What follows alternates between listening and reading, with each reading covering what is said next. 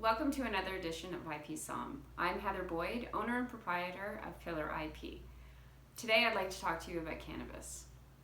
As many of you know, in October 2018, cannabis became legal in Canada, and they've enacted several different new laws now with relation to both products and services all relating to cannabis. Because of some of the laws that they've enacted now under the trademarks and branding area under Section 17, there are certain things you cannot do for a trademark or brand or on your advertisement or on your package labeling. Otherwise you can't sell.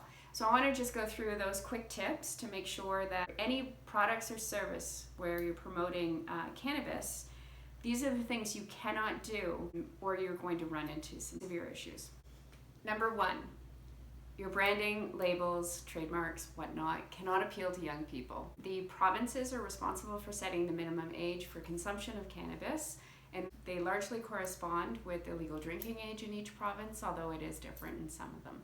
There are only two provinces in Canada where the legal age is 18, the rest are all 19.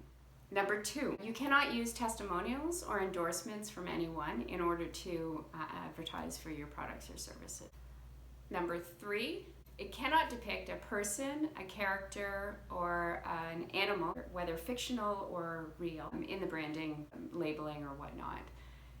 Again, that probably goes towards it can't appeal to young persons. In other words, you can't use a duck to sell your cannabis. Number four, it can't evoke any type of positive or negative emotion. I'm going to read to you a paragraph out of the Cannabis Act that actually states this because I think it really specifies it in greater clarity than I could provide words for. It says, by presenting it or any of its brand elements in a manner that associates it or the brand element with or evokes a positive or negative emotion about or image of, and here's the clicker, a way of life such as one that includes glamour, recreation, excitement, vitality, risk, or daring.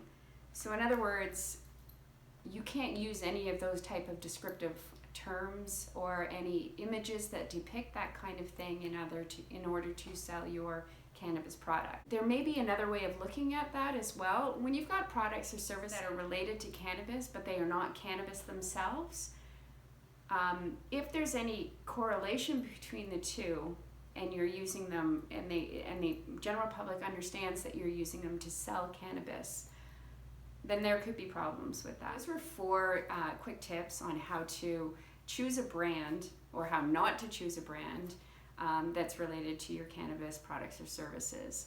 There are so many other little nuances in the Cannabis Act that relate to the packaging, the method of advertisement, who you can advertise to, that you really should be speaking to a professional either in the cannabis industry or people here at Pillar IP can help you to make sure that you're protected for all of your patents, industrial designs, plant varietals, trademarks, and branding. You can take a look at your packaging to make sure that you're labeling your product appropriately so that you don't run into problems. Thanks for watching another episode of IP Somm. If you like what you saw here, please like, share, comment below, and subscribe to our YouTube channel.